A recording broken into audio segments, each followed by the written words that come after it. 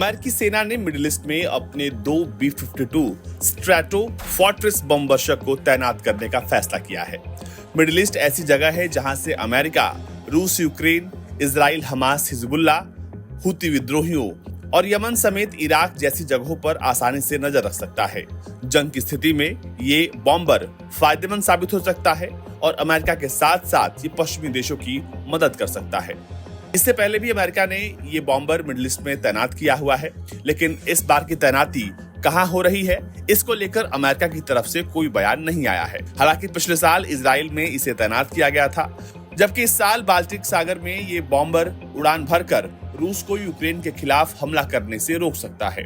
America हमेशा अपने दोस्तों और मित्र देशों की मदद के लिए तैयार है, उनकी सुरक्षा के लिए मदद करता है। इसलिए अमेरिका अपने ताकतवर बॉम्बर को मिडिल ईस्ट में तैनात कर रहा है। ये कोई सामान्य बॉम्बर नहीं है, ये किसी भी इलाके को कुछ ही मिनटों में कब्रिस्तान बना सकता है। B-52 को चलाने के लिए 5 लोगों की जरूरत होती है। Pilot, co-pilot, weapon system officer, navigator और इलेक्ट्रॉनिक वॉरफेयर ऑफिसर। 159.4 फीट लंबे इस एयरक्राफ्ट के विंग्स 185 फीट लंबे होते हैं। ये विमान 40.8 फीट ऊंचा है और इसे बोइंग कंपनी बनाती है। ये बॉम्बर उड़ान भरते समय 2.21 लाख किलोग्राम का वजन लेकर उड़ सकता है। इसमें एक बार में 1.81 लाख लीटर ईंधन आता है।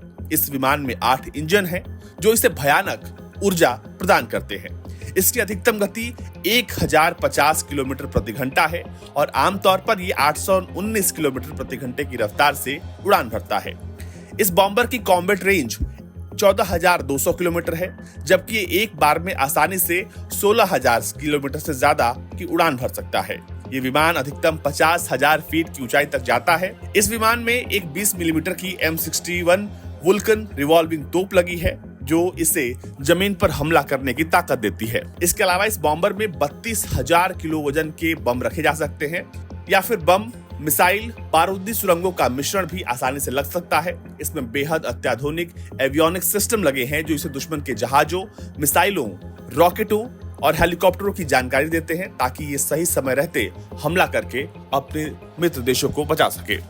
फिलहाल ये अब बॉम्बर मिडिल ईस्ट में तैनात हो रहा है और इसके निशाने पर कौन है, इसको लेकर अमेरिका की तरफ से कोई जानकारी नहीं आई है। लेकिन ताइवान, चीन या फिर रूस, यूक्रेन या फिर इजराइल, हमास या फिर हुती, यमन, इराक, ये सभी अमेरिका के अगले टारगेट हो सकते हैं। ब्यूरो रिपोर्ट, भारत तक।